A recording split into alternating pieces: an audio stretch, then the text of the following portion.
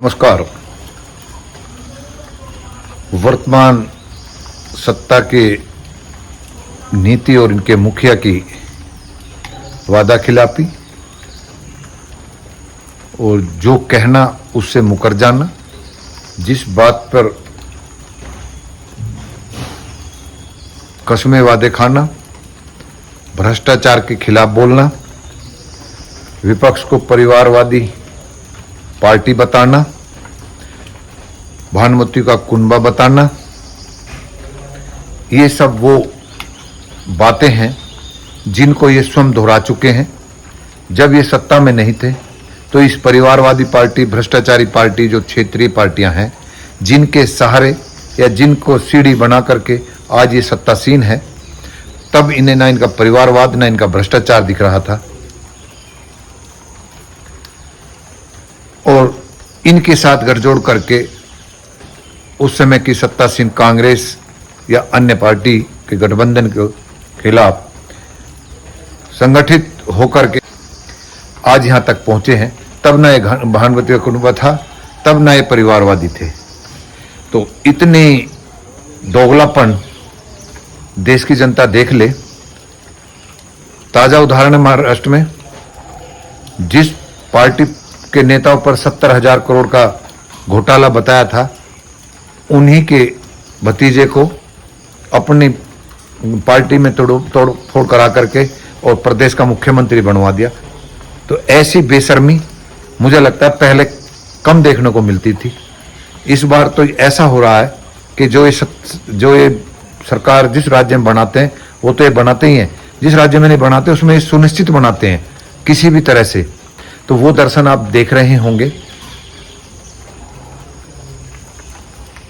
इस बात से आप थोड़ा सा जागृत होने का प्रयास करें कि ये दोहरापन पूर्व की सरकारों में, यूपीए की सरकार थी वो भी गठबंधन की थी, उसमें भी जो जो घोटाले उस समय के प्रशासनिक अधिकारी, सीएजी के जो स्वतंत्र एजेंसी है, उनके अध्यक्ष या निर्देशक जो भी कुछ कहेंगे, विनोद राय जी थे, आए दिन कोल घोटाला, 2G घोटाला, राष्ट्रमंडल खेलों का घोटाला आदि आदि तरह की उस पर वो रिपोर्ट देते थे, उसको आधार बना करके। और मीडिया पूरी तरह से उस समय की सत्ता के खिलाफ था, माहौल बनाया और इनको, और उस माहौल में भी सरकार ने उनके खिलाफ रिपोर्ट भी दर्ज कराई, चार्जशीट सबमिट करी, जेल भी भेजी।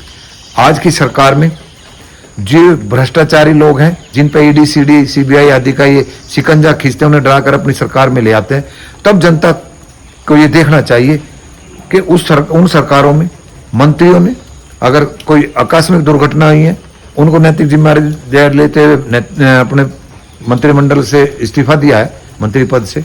ऐसे ही जिन पर चार्जशीट सबमिट हुई है उनको जेल भेजा है। आपने किसान आंदोलन में देखा होगा, जो किसान कुचले गए थे, उनके एक गृह राज्य मंत्री के बेटे के द्वारा उस गृह राज्य मंत्री को रिपोर्ट में मुलजिम बनाया था। कोई पूछताछ नहीं, कोई चार्जशीट में उसे मुलजिम नहीं बनाया। वर्तमान में राष्ट्र का गौरव बढ़ाने वाली इन बेटियों को, पहलवान बेटियों ने, जो इनके झांसे में आकर के आंदोलन वापस लिया था या इनके द्वारा प्रायोजित किया गया था, उसमें क्या निर्लजता की है सबके सामने है। उस सांसद को कैसे बचाया और कैसे उसने बदजुबानी और बेलगामी मीडिया में की है, और अब उनके खिलाफ चार्जशीट सबमिट हो चुकी है। उसमें दिल्ली पुलिस ने कहा है कि इन पर आपराधिक मुकदमा बनता है और ये सजा के हकदार हैं, ऐसा कहकर उन्होंने चार्जशीट सबमिट की है। उस पर पत्रकार ने पूछा तो बदतमीजी की है। तो मैं सरकार के इन कर्तव्य के और मुखिया के झूठे वादे और झूठ बोलने और जुमलेबाजी, बेरोजगारी, महंगाई से पीड़ित देश अब समझ ले कि हमारे मुखिया अगर इतना बड़ा झूठ बोलते हैं, उन भ्रष्टाचारियों को अपनी ताकत बना लेते हैं, तो क्या इस तरह से देश का प्रत्येक नागरिक, सभी वर्ग और राष्ट्र मजबूत हो जाएंगे? नहीं होंगे। आप ग्राफ देख लो कि आर्थिक असमानता, सामाजिक असमानता, धार्मिक असमानता जितनी इस समय बढ़ी है, नफरत बढ़ी है, कटुता बढ़ी है, उसी आधार पर ये बार-बार सत्ता चला रहे हैं, मजबूत कर रहे हैं। ये ज्यादा दिन नहीं चलेगी। ये नायकगिरी ही, उस नायक के स्टंट उनको लेकर जाएंगे। तो ये भी सच है कि विपक्ष को अब ये समझ लेना चाहिए और जनता को भी समझ लेना चाहिए कि आप जो जाति धर्म आदि के नाम पर इन लोगों को ताकत देते हैं और ये आपकी भावनाओं कैस करके अकुत संपत्ति जोड़ते हैं। उस संपत्ति का जोड़ना उस भ्रष्टाचार की वजह से आज आपके सपनों को और उन नेताओं की कुकृत्यों की वजह से देश में बेरोजगारी, नफरत, महंगाई आदि का दंश झेलते हुए भी आपको एक ऐसे मुखिया की बातों को स्वीकार करना पड़ रहा है केवल धर्म के नाम पर। तो आप धर्म से बाहर निकल करके उस अफीम को ना पिए। धर्म के अफीम जो है किसी भी देश में किसी भी समय पर कभी काम मतलब सफल नहीं हुई है। तो आप इस बात को ध्यान में रखते हुए इनके इस कुकृत्य को समझें और नैतिक और मौलिक बात करने वाले लोग जितनी अनैतिकता इस समय दिखा रहे हैं आप उनको ध्यान में रखते हुए और जनता अपना मानस बनाए। ये बार बार कहते हैं प्रदेश उत्तर प्रदेश में कौन योगी के विकल्प होगा, देश में कौन विकल्प होगा।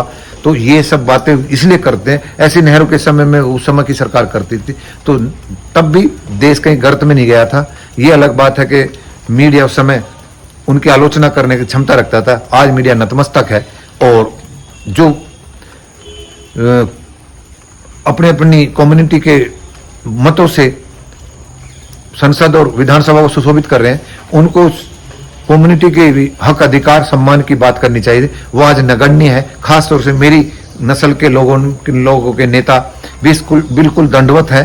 चौधरी चरण सिंह जैसा, चौधरी छोटूराम जैसा, कुमारा मारिया जैसा व्यक्तित्व आज दिखाई नहीं दे रहा है। राजनीतिक शून्यता है। तो मैं देश के युवाओं से खासकर अपनी नस्ल के लोगों से बात कहूंगा कि जैसे इन लड़कियों के सम्मान को गिरवी रखे, कौम के सम्मान को गिरवी रखे हमारे कुछ किसान और सामाजिक संगठन और राजनीतिक भागीदारों ने जो निर्लजता दिखाई है उसे सब ध्यान में रखते हुए आप एक अच्छा निर्णय लें और झटका जरूर दें। नमस्कार।